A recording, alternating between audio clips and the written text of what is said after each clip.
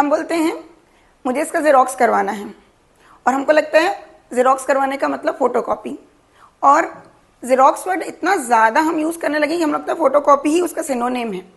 लेकिन तुमको सुन के आश्चर्य होगा, और शायद तुम पहली बार सुन रहे होगे कि जेरोक्स एक कंपनी का नाम है जिसने सबसे पहले फोटोकॉपी मशीन बनाई न्यूयॉर्क में, और उसको हमने फोटोकॉपी की टेक्निक इतनी ज़्यादा उस समय फेमस हो गई कि हमने फोटोकॉपी को ही क्या बोलना चालू कर दिया कि इसका जेरोक्स करवाना है।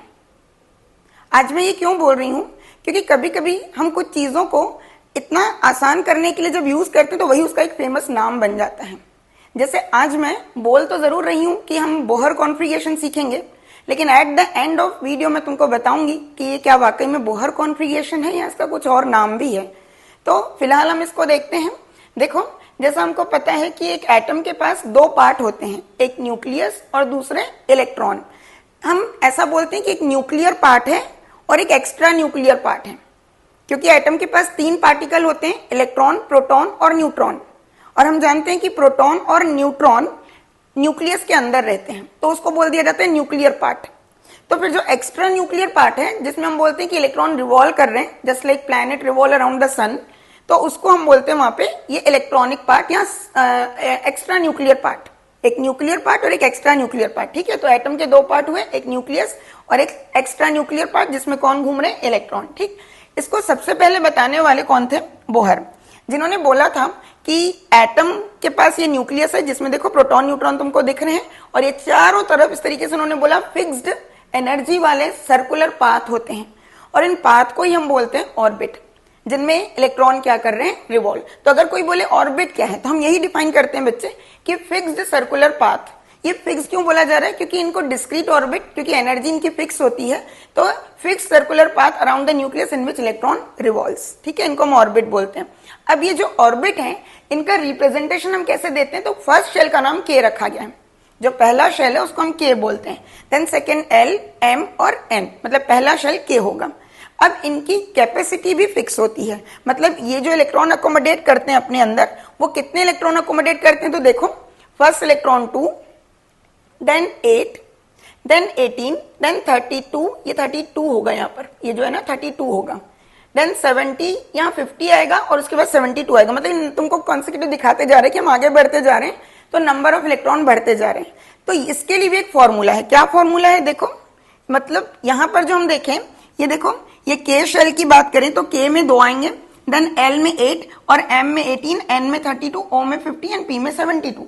ये इलेक्ट्रॉन आए कहां से, तो इसके लिए बोहर ने ही क्या किया था, एक रूल बताया था। कौन सा रूल, तो देखो इलेक्ट्रॉन के लिए ये जनरल रूल है 2n², जहां पर n क्या होगा, नंबर ऑफ शेल, कि तुम कौन से शेल में अकोमोडेशन ऑफ शेल पता करना चाहते हो। तो जैसे अगर मैं k, जिसको हम फर्स्ट शेल बोलते हैं, तो अगर हम फर्स्ट शेल रखें तो 2 इंटू n का स्क्वायर है, तो मैं यहाँ 1 का स्क्वायर रखूंगी तो देखो 2 आ गया, देन 2 का स्क्वायर रखेंगे तो ये 8 आ गया। इसी तरीके से जब हम रखते चले जाते हैं बच्चे, तो ये इनकी कैपेसिटी आती जाती है, ठीक है। तो ये तो हमने कैपेसिटी समझ ली कि इलेक्ट्रॉन में कितने किस्में आते हैं, मतलब हम अकोमोडेशन किसी का भी निकाल लेंगे, चाहे वो 6 शेल पूछे, 7 पूछे, हम अकोमोडेशन ऑफ शेल निकाल सकते हैं कि कितने इलेक्ट्रॉन उसके अंदर रखे जा सकते हैं। अब बात आती है इनके फिलिंग की। तो देखो, ये जो बोहर का कंसेप्ट था ना, वो यहीं तक था, मतलब उन्होंने बताया कि किसी ऑर्बिट में कितना अकोमोडेशन हो सकता है, इस काइंड ऑफ की कितनी टोटल सीट है, ये बोहर ने बता दिया। पर ऐसा तो नहीं है कि फिक्स पैटर्न में सीट फिल होती, तो कौन सी कैसे फिल होगी, इसको बताने वाले, एक तरीके से बोहर को थोड़ा सा और आगे बढ़ाने वाले, मॉडिफाई करने वाले बरी, तो इसलिए बोर बरी स्कीम बोलते हैं इसको, या बोर बरी मॉडल। लेकिन आज भी जब हम लोग इसको यूज करते हैं ना, तो बोहर कॉन्फ़िगरेशन ही बोल देते हैं। एक्चुअली देखा जाए तो कॉन्फ़िगरेशन बोहर ने नहीं बताया है। ये जो फिलिंग है ना, फिलिंग का पैटर्न अभी जो मैं तुमको बताऊंगी, यहां तक बोहर है, मतलब ये जो इलेक्ट्रॉन की कैपेसिटी है, ये बोहर ने बताई है। फिर इसके बाद ये जो हम फिल करते हैं इलेक्ट्रॉन को, कि किसमें कितने इलेक्ट्रॉन कब जाएंगे, कैसे जाएंगे, वो बरी। तो कुल मिला के इसको बोर बरी बोलते हैं, लेकिन स्टिल आज भी हम जब बोहर कॉन्फ़िगरेशन पूछा जाता है तो हम यही वाला बताते हैं, ठीक। तो चलो अब आगे देखो इनकी फिलिंग कैसे होती है। जैसा हमने देखा, फर्स्ट शेल में 2, सेकेंड में 8 और थर्ड में कितने आते हैं, 18। तो यहाँ पर जो फिलिंग होती है, देखते जाना बच्चे, हम लोग यहाँ से चालू करें। देखो ये सबसे पहले हम हाइड्रोजन से चालू करें, जिसका एटॉमिक नंबर 1 है। तो ये देखो, ये 1 तो फर्स्ट शेल में 1 आ गया, देन 2 तो फर्स्ट शेल में 2 आ गया। अब लिथियम से बात करें तो ये 2 1, क्योंकि 2 ही इलेक्ट्रॉन फर्स्ट शेल में आ सकते हैं, तो अब उसके बाद थर्ड सेकंड में जाना पड़ेगा। तो सेकंड में 1 इलेक्ट्रॉन 2, ऐसा कब तक जाएंगे? जब तक सेकंड शेल 8 फिल नहीं हो जाता। मतलब सेकंड शेल को हम कंप्लीटली 8 बनाएंगे और ऐसा नियॉन तक हो जाता है। अब नियॉन के आगे अगर हम बात करें सोडियम से, तो देखो सोडियम में अगर हम इलेक्ट्रॉन फिल करेंगे तो एक शेल में 2 है, देन 8 आए और फिर एम शेल में जाने लगे इलेक्ट्रॉन, क्योंकि इस एल शेल की कैपेसिटी फिल हो चुकी है और सोडियम के पास 11 इलेक्ट्रॉन है। ये इलेक्ट्रॉन, प्रोटॉन, न्यूट्रॉन हम कैसे फाइंड करते हैं हम एक नेक्स्ट वीडियो में देखेंगे। अभी देखो जितना इसका एटॉमिक नंबर है वो उसके इलेक्ट्रॉन होंगे और उन्हीं को ही हमको क्या करना रहता है, डिस्ट्रीब्यूट करना रहता है इन द वेरियस शेल, और उसी को हम कॉन्फ़िगरेशन बोल रहे हैं। ये जो हम डिफरेंट शेल में इलेक्ट्रॉन्स डाल रहे हैं ना, कि किसमें कितने इलेक्ट्रॉन डाल रहे हैं, इसी को हम बोलते हैं कॉन्फ़िगरेशन। मतलब arrangement of electrons in different shells is known as electronic configuration. तो ये देखो यहाँ पर 2, ये 8, अब क्योंकि सोडियम के पास 11 है तो एक यहाँ पर आ गया। ऐसा करते हुए हम यहाँ पर मैग्नीशियम, देन आते आते बच्चे आर्गन तक हम 8 डाल चुके हैं। अब देखो इसकी कैपेसिटी 18 है, यहाँ पर थर्ड शेल की कैपेसिटी 18 है, लेकिन क्योंकि हम जानते हैं केमिस्ट्री में एक ऑक्टेट रूल चलता है, to have 8 electron makes the element quite more stable. तो ये जो थर्ड शेल है 8 इलेक्ट्रॉन रखने के बाद जो नेक्स्ट इनकमिंग 2 इलेक्ट्रॉन है वो फोर्थ शेल को दे देता है। इसका मतलब अगर हम आगे कॉन्फ़िगरेशन चलें फ्रॉम पोटेशियम, तो देखो फ्रॉम पोटेशियम अब क्या हो जाएगा, ये 2 है के शेल, देन ये 8 है और ये भी 8 जो कि वहां हो चुका था आर्गन तक, अब ये 19 है। तो कायदे से यहाँ 9 आ जाना चाहिए था, लेकिन यहाँ 9 नहीं आ रहा है, वो एक इलेक्ट्रॉन फोर्थ शेल में दे जा रहा है। मतलब इसका कॉन्फ़िगरेशन हो गया 2 8 8 1।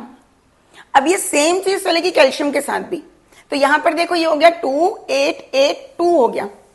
अब उसके बाद मतलब जो वैलेंस शेल है उसको हमने क्या कर दिया, 2 फिल कर दिया, क्योंकि कीपिंग 8 और 2 मेक्स द एलिमेंट स्टेबल। अब जो इनकमिंग इलेक्ट्रॉन होंगे वो थर्ड में वापस जाएंगे जब तक उसकी कैपेसिटी पूरी नहीं हो जाती। मतलब अब अगर हम स्कैंडियम से बात करें तो ये इलेक्ट्रॉन की कैसे फीलिंग होगी, देखो 2 8, यहां हम 2 डाल चुके हैं, ये 8 था अब 9 हो गया। अब तुम यही इलेक्ट्रॉन डालते जाओगे जब तक ये 1 बाय 1। अच्छा ये दो तुमको दिख रहे होंगे कि ये क्रोमियम और मैग्नीज में सेम नंबर आ रहे हैं और ये 1 और 2 आ रहा है, तो इसको हम लोग एक और वीडियो जिसको हम ऑर्बिटल कॉन्फ़िगरेशन के नाम से देखेंगे बेटा, तब वहां ये बहुत अच्छे से समझ में आएगा। और वहां इस कंसेप्ट को फिर से एक बार रिपीट भी किया मैंने कि ये क्यों ऐसा 13 सेम क्यों आ रहा है, तो हम उसमें देखेंगे। अभी फिलहाल ये देखो कि हम इलेक्ट्रॉन आगे बढ़ाते जा रहे हैं। एंड देन आयरन ये 14 15 16, ये 17 होगा यहाँ पर कॉपर में, लेकिन 18 आ गया। इसको भी हम लोग देखेंगे ऑर्बिटल कॉन्फ़िगरेशन में कि 17 ना होकर ये 18 क्यों हुआ, और उसके बाद जिंक में ये 18। तो इस तरीके से ये अब जो है हमारा थर्ड शेल, दैट इज ये KLM शेल जो है वो फिल हो गया। तो देखो ये कॉन्फ़िगरेशन यहाँ पर देखो, ये यहां तक आते आते अब यहाँ ये कॉन्फ़िगरेशन मिल गया 2 8 18 और 2 ये फोर्थ शेल में डाले थे। अब अगर तुम इलेक्ट्रॉनिक कॉन्फ़िगरेशन फ्रॉम 31 देखते हो तो अब देखो यहां तुम 2 डाल चुके हो, यहां 8 डाल चुके हो, ये 18 है। तो अब ये 1 बाय 1 क्या करेगा, इलेक्ट्रॉन फिल करेगा। कब तक, जब तक ये 8 नहीं हो जाता। मतलब ये 3 4 5 6 7, उसके बाद यहां पर 8 आने के बाद, जैसे ये क्रिप्टन है तो ये 8 आ जाएगा, यहां 8 आ जाएगा, उसके बाद ये इलेक्ट्रॉन नहीं लेगा। फिर ये 1 और 2 इलेक्ट्रॉन किसको देगा, नेक्स्ट लेवल को।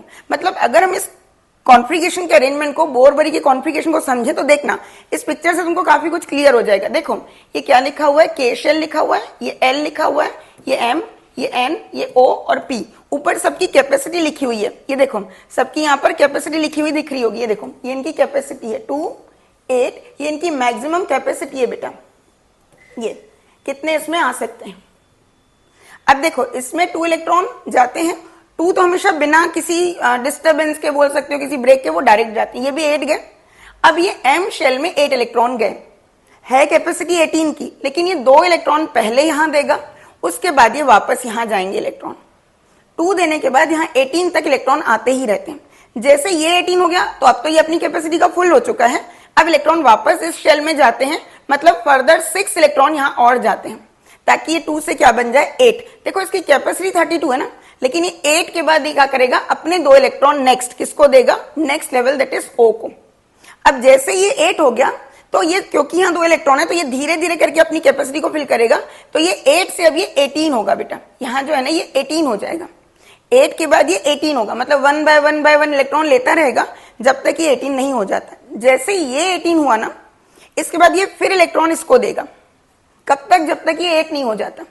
और ये जैसे ही 8 हुआ, मतलब ये 1 2 3 4 जैसे जैसे इलेक्ट्रॉन लेता चला गया तो ये 8 होने के बाद इसको फिर अगले लेवल को ये 2 दे देता है। जब तक तुम 6th लेवल में 2 इलेक्ट्रॉन नहीं डाल देते 4th लेवल में हम वापस नहीं आते हैं। मतलब ये 6th लेवल में 2 इलेक्ट्रॉन गए, उसके बाद वापस फिर इधर आना है कि ये 18 से क्या हो जाएगा 32, मतलब 18 के बाद के इलेक्ट्रॉन इसमें आने लगते हैं।